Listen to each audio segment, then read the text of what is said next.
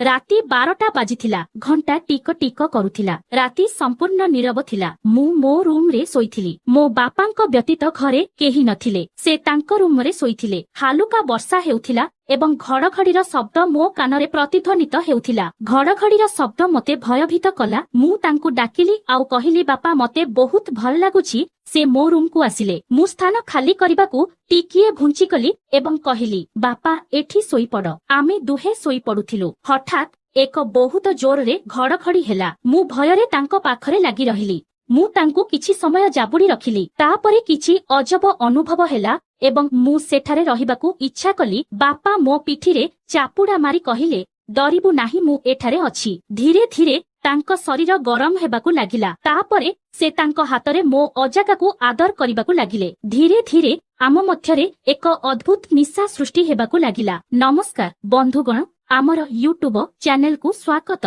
जदि आपण आम चैनल रे नुआ तेबे आम चैनल को सब्सक्राइब करिबाकू भूलंतु नाही। भिडियोटी बहुत रोमांटिक हेबो, तेनु कहानी को शेष पर्यंत सुनंतु। मो नाम दीपिका एवं मु वर्तमान स्कूल रे पढुछि। जून मासरे मो स्कूल छुट्टी थिला। एही छुट्टी दिन गुड़िक मध्य विवाह ऋतु थिला। मो मामू घरे एक विवाह थिला एवं मो परिवारर समस्तंकु जोग देबा बाध्यतामूलक थिला। समस्ते जीवाकू प्रस्तुत थिले, किंतु सबुठारु बड़ समस्या थिला किए घरे रहिबो एवं घरर जत्न नेबो। कारण घर बंद करी विवाहकू जीवा द्वारा चोरी हेबार भड़ बढ़िबो। तेणु समस्तंक जीवा संभव नथिला। आमे समस्ते निष्पत्ति नेइथिलु जे मु एवं बापा घरे रहिबु। मु मध्य जीवाकू चाहुथिली, किंतु बापांकू किए रोषेई करिकि देबो एही कथा भाबी मु जाई नथिली एवं घरे रहिगली। ता परदिन समस्ते चालीगले घरे। केवल आमे बाप झियो थिलु। बापा कॉलेज रे पिओन थिले। से भी गाधोई खाई कॉलेज को चालीगले। सेही संध्यारे जेतेबेले बापा घर को आसिले से मोते डाकी पचारिले तुमे कौन खाइबाकू चाहुछ। मु बापांकू किछि मलाई कोफ्ता आनिबाकू कहिली, कारण मु एहाकू भल पाए। मु पूर्वरु रोटी एवं भात तयारी करि सारिछि। जेतेबेले मो बापा संध्यारे आसिले से तांको सहित मलाई कोफ्ता आनिले। सेठारु फेरिबा परे से बहुत क्लांत होइगेले एवं कहिले दीपिका तुमे खाद्य परिवेषण कर। मु मो हाथ मुहम धोई फेरी आसिबी। बापांक सह मो संपर्क दुई सांग परि थिला। तेणु आमे टिके बंधुत्वपूर्ण थिलु। मो बापा एवं मोर संपर्क दुई घनिष्ठ सांग परि थिला। बापा तांको हाथ मुहम धोइले एवं आमे एकाठी बसी खाइलु। तापरे आमे कथाबार्ता आरंभ कलु। बापा मोते कहिले दीपिका तुमे एबे आहुरी सुंदर होई गलणी। तुमको देखी मोते मोर हॉस्टेल दिनर कथा मने पड़ीगला। जेतेबेले मोर जणे प्रेमिका थिला। मो प्रेमिका बहुत सुंदर थिला। मो श्रेणीर समस्त पुओ माने ता पई पागल थिले, किंतु से मो पई पागल थिला।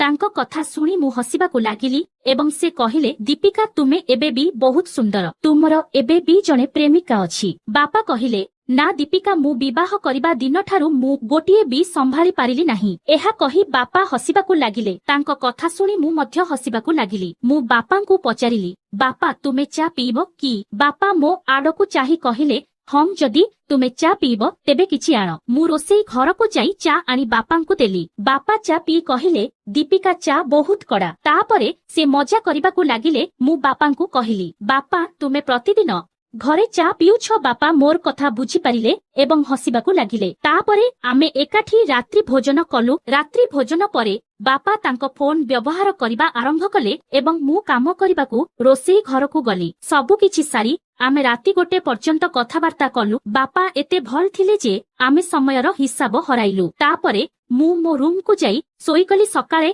मु शीघ्र उठिली एवं बापांक पई जळखिया तयारी करिबाकू लागिली। किंतु मु देखिली जे बापा ए पर्यंत उठी नाहंती। मु तांकू डाकिली बापा तुमे डेरी करूछ, किंतु हुए तो रातिरे बहुत विलंबरे सोईथिबारु बापा गभीर निदरे सोई पड़िथिले एवं मो कथा सुनी पारिले नाही। मु तांको रूम को जाई तांकू उठाइबाकू चेष्टा कली। तापरे बापांको उपरु कंबल टाणिली। मोर नजर हठात एपरी किछि जिनिस उपरे पड़िला जाहा मते लज्जित कला। मु किछि समय पई तांको आड़कू चाही रहिली एवं मो हृदय उत्साहरे स्पंदित हेला। तापरे बापांको आखि खोली गला। बापा कहिले आरे दीपिका। मु तांकू देखि कहिली बापा उठ तुमे डेरी हेबो। बापा फोन उठाई कहिले हे भगवान बहुत समय होईगला। मु तांकू शीघ्र गाधोइबाकू कहिली। नास्ता प्रस्तुत कली। से बाथरूम को गले, गाधोइले एवं शीघ्र बाहर को आसिले। से शीघ्र नास्ता खाइले ଏବଂ ମୁଁ ତାଙ୍କ ମଧ୍ୟାହ୍ନ ଭୋଜନ ପ୍ୟାକ୍ କଲି। ସେ କାମକୁ ଚାଲିଗଲେ। ତାପରେ ମୁଁ ଘର ସଫା କରିବା ଆରମ୍ଭ କଲି। ସଫା କରିବା ପରେ ମୁଁ ଗାଧୋଇବାକୁ ଗଲି। ଗାଧୋଇବା ପରେ ମୁଁ ପ୍ରସ୍ତୁତ ହୋଇଗଲି।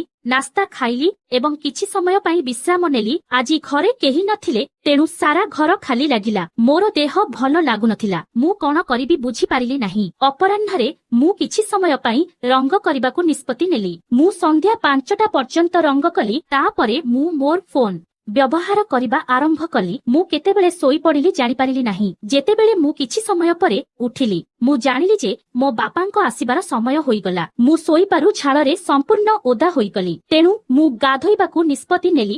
ଗାଧୋଇବା ପରେ ମୁଁ ଏକ ସୁନ୍ଦର ଲମ୍ବା ଟାଇଟ୍ ନୀଳ ଡ୍ରେସ୍ ପିନ୍ଧିଲି। ଏହା ମୋର ପ୍ରିୟ ଥିଲା ଏବଂ ମୋ ଶରୀରକୁ ସମ୍ପୂର୍ଣ୍ଣ ଫିଟ୍ କରୁଥିଲା। ତାପରେ ମୁଁ ଟିକେ ମେକଅପ୍ କରିଲି। ସେତେବେଳକୁ ମୋ ବାପା ଆସି ପହଞ୍ଚି ସାରିଥିଲେ। ମୁଁ ଘର ବାହାରକୁ ଆସିବା ମାତ୍ରେ ସେ ମୋତେ ଚାହିଁ ରହିଲେ ଏବଂ କହିଲେ, ବା ଦୀପିକା, ଆଜି ତୁ ବହୁତ ଭଲ ଦେଖାଯାଉଛୁ। ତତେ ଦେଖି ମୋ ଯୌବନର ସ୍ମୃତି ଫେରି ଆସୁଛି। ମୁଁ ଜାଣିପାରିଲି ଯେ ସେ ମୋ ଆଡ଼କୁ ଭିନ୍ନ ଦୃଷ୍ଟିରୁ ଦେଖୁଥିଲେ। ହଠାତ୍ ମୋର ଆଖି ସେହି ସ୍ଥାନକୁ ଫେରିଗଲା ଯାହା ମୋତେ ଲଜ୍ଜିତ କରିଥିଲା। କିନ୍ତୁ ସେ ବ୍ୟାଗ ପଛରେ ଏହାକୁ ଲୁଚାଇ ଦେଲେ। ସେ ମୋତେ ଧ୍ୟାନର ସହିତ ଦେଖୁଥିଲେ। ମୁଁ ବହୁତ ଭଲ ଅନୁଭବ କଲି। ମୋତେ ଲାଗିଲା ଯେପରି ସେ ମୋତେ ତାଙ୍କ ବାହୁରେ ଧରିଛନ୍ତି। ତାଙ୍କ ପ୍ରଶଂସା ଶୁଣି ମୁଁ ମନ୍ତ୍ରମୁଗ୍ଧ ହୋଇଗଲି ଯେପରି ବିଜୁଳି। କିନ୍ତୁ ମୁଁ ଶାନ୍ତ ରହିଲି କାରଣ ସେ ମୋ ବାପା। ତାପରେ ସେ କହିଲେ, ଦୀପିକା, ମୋତେ ଫ୍ରେଶ ହେବାକୁ ଦିଅ ଏବଂ ଫ୍ରେଶ ହୋଇ ମୁଁ ଆସୁଛି। ତୁମେ ଖାଦ୍ୟ ପରିବେଷଣ କର। ମୁଁ କହିଲି, ଠିକ ଅଛି ବାପା, କିନ୍ତୁ ମୋତେ ତମ ପାଇଁ ରାନ୍ଧିବାକୁ ପଡ଼ିବ କାରଣ ମୁଁ ଏପର୍ଯ୍ୟନ୍ତ ରାନ୍ଧି ନାହିଁ।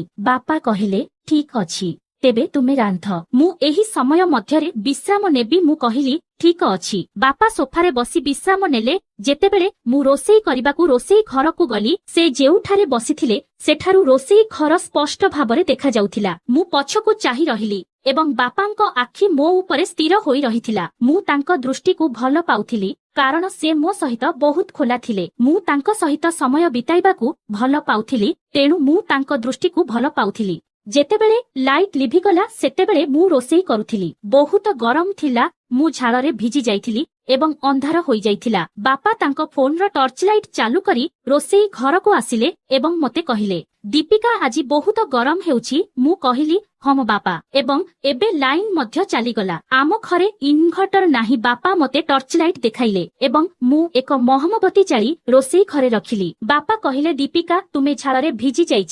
ମୁଁ ତୁମକୁ ଟିକିଏ ସାହାଯ୍ୟ କରିପାରିବି କି? ମୁଁ ମଧ୍ୟ ବହୁତ ଚିନ୍ତିତ ଥିଲି, ତେଣୁ ମୁଁ ରାଜି ହୋଇଗଲି। ବାପା ମୋତେ ରୋଷେଇ କରିବାରେ ସାହାଯ୍ୟ କରିବାକୁ ଲାଗିଲେ। ବାପା ଏବଂ ମୁଁ ଏକାଠି ରୋଷେଇ କଲୁ ଏବଂ କଥାବାର୍ତ୍ତା ହେଲୁ। କିଛି ସମୟ ପରେ ଲାଇନ୍ ଆସିଗଲା। ଘୋର ଆଲୋକିତ ହୋଇଗଲା। ବାପା ମୋତେ ଦେଖିଲେ। ମୁଁ ସ୍ପଷ୍ଟ ଭାବରେ ଦେଖାଯାଉଥିଲି କାରଣ ମୁଁ ଝାଳରେ ବୁଡ଼ି ଯାଇଥିଲି। ମୁଁ ତାଙ୍କ ଆଡ଼କୁ ଟିକିଏ ବୁଲିଗଲି ଯାହାଦ୍ୱାରା ସେ ମୋତେ ଭଲ ଭାବରେ ଦେଖିପାରିବେ। ତାପରେ ମୁଁ ବାପାଙ୍କୁ କହିଲି, ଦୟାକରି ବିଶ୍ରାମ ନିଅ, ଖାଦ୍ୟ ପ୍ରସ୍ତୁତ ହେବାକୁ ଯାଉଛି। ବାପା କୁଲର ମୋ ଆଡ଼କୁ ବୁଲାଇଲେ।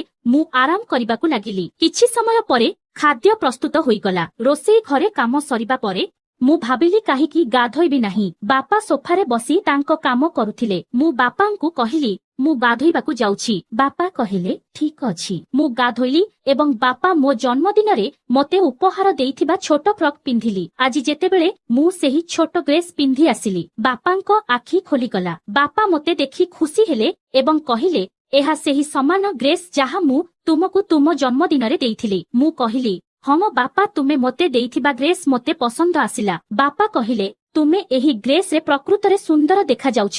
ମୁଁ ତୁମ ଉପରୁ ଆଖି ହଟାଇବାକୁ ଇଚ୍ଛା କରୁନାହିଁ। ମୁଁ ସବୁବେଳେ ତୁମକୁ ଏପରି ଦେଖିବାକୁ ଇଚ୍ଛା କରେ। ତାଙ୍କ କଥା ଶୁଣି ମୁଁ ଲଜ୍ଜାରେ ମୁଣ୍ଡ ନୁଆଇଁ ଦେଲି। ତାପରେ ବାପା ଏବଂ ମୁଁ ଏକାଠି ରାତ୍ରି ଭୋଜନ କଲୁ ଏବଂ ବହୁତ କଥାବାର୍ତ୍ତା ହେଲୁ। ରୋଷେଇ ଘର କାମ ସାରି ମୁଁ ବାପାଙ୍କ ସହ କଥା ହେବା ପାଇଁ ତାଙ୍କ ରୁମକୁ ଗଲି। କିଛି ସମୟ କଥା ହେବା ପରେ ବାପା ହଠାତ୍ ଜୋରରେ କହିଲେ, ଦୀପିକା, ତୁମ ବେକରେ ଏକ ଝିଟିପିଟି ଅଛି। ମୁଁ ଚମକି ପଡ଼ିଲି ଏବଂ ଭୟଭୀତ ହୋଇ ବାପାଙ୍କୁ କୁଣ୍ଢାଇବାକୁ ଦୌଡ଼ିଗଲି। ମୁଁ ଭୟଭୀତ ହୋଇଗଲି। ବାପା ହସି କହିଲେ, ତୁମେ ମୂର୍ଖ ଝିଅ, ମୁଁ କେବଳ ମଜା କରୁଥିଲି। ତୁମେ ପ୍ରକୃତରେ ଭୟଭୀତ।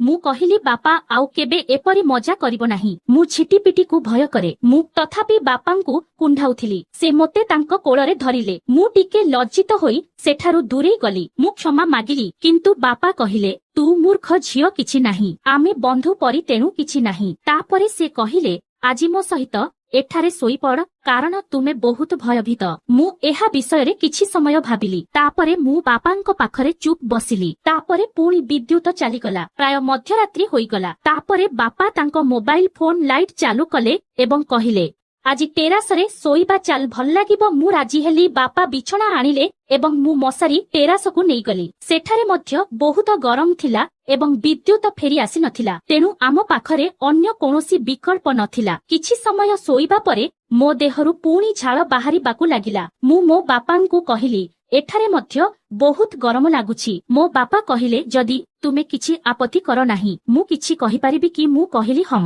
ମୋ ବାପା ପରାମର୍ଶ ଦେଲେ, ତୁମେ ଏକ ହାଲୁକା ନାଇଟି ପିନ୍ଧିବା ଉଚିତ। ଏହା ତୁମକୁ ଉଷ୍ମ ରଖିବ। ମୁଁ ଭାବିଲି ଏହା କରିବା ଠିକ ଥିଲା, କିନ୍ତୁ ମୁଁ ବହୁତ ଅସହଜ ଅନୁଭବ କରୁଥିଲି। ତାପରେ ମୁଁ ତଳକୁ ଯାଇ ଗାଧୋଇଲି ଏବଂ ଏକ ସ୍ୱଚ୍ଛ ନାଇଟି ପିନ୍ଧିଲି। ଯେତେବେଳେ ମୁଁ ଟେରାସକୁ ଫେରି ଆସିଲି, ମୋ ବାପା ମୋତେ ଚାହିଁ ରହିଲେ। ସେ କହିଲେ, ମୁଁ ଜାଣିନାହିଁ ଆଜି ଯେତେବେଳେ ମୁଁ ତୁମକୁ ଦେଖେ ମୋ ହୃଦୟରେ କଣ ଘଟୁଛି। ଦୀପିକା, ତୁମେ ମଧ୍ୟ ସେହିପରି ଅନୁଭବ କରୁଛ କି? ମୁଁ କହିଲି, ବାପା ମୁଁ କିଛି ବୁଝିପାରୁନାହିଁ। ତୁମେ କଣ କହିବାକୁ ଚାହୁଁଛ? ବାପା କହିଲେ, ଯେତେବେଳେ ତୁମ ମା ଏପରି ନାଇଟି ପିନ୍ଧି ମୋ ପାଖକୁ ଆସନ୍ତି ମୁଁ ନିଜକୁ ନିୟନ୍ତ୍ରଣ କରିପାରେ ନାହିଁ ଏବଂ ଆଜି ଯେତେବେଳେ ମୁଁ ତୁମକୁ ଏପରି ପୋଷାକରେ ଦେଖେ ମୋର ହୃଦୟ ଭିତରେ କୁଦି ପଡେ। ତୁମେ ବୁଝିପାରୁଛ କି? ଏହା ଶୁଣି ମୁଁ ମୋର ଦୃଷ୍ଟି ତଳକୁ କରିଦେଲି। ତାପରେ ବାପା ମୋତେ ତାଙ୍କ ପାଖରେ ବସିବାକୁ ଇଙ୍ଗିତ କଲେ, ତେଣୁ ମୁଁ ବସିଗଲି। ବାପା ମୋତେ ପଚାରିଲେ, ସ୍କୁଲରେ ତୁମର କୌଣସି ବେଫ୍ରେଣ୍ଡ ଅଛନ୍ତି କି? ମୁଁ କହିଲି, ନା ବାପା, ମୋର କୌଣସି ବୟଫ୍ରେଣ୍ଡ ନାହିଁ। ବାପା କହିଲେ,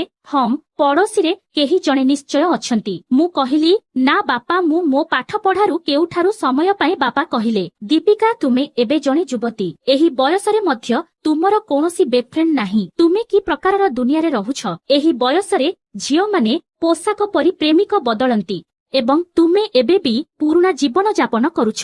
ମୁଁ ଟିକେ ଲଜ୍ଜିତ ଏବଂ ନୀରବ ହୋଇଗଲି। ତାପରେ ବାପା ମୋ ହାତ ଧରି ପଚାରିଲେ, ତୁମେ କେବେ କେଉଁ ପୁରୁଷ ସହିତ ସମୟ ବିତାଇବାକୁ ଇଚ୍ଛା କରୁନାହଁ କି? ମୁଁ କହିଲି, ବାପା, ମୁଁ ଏପର୍ଯ୍ୟନ୍ତ ସେପରି କେହି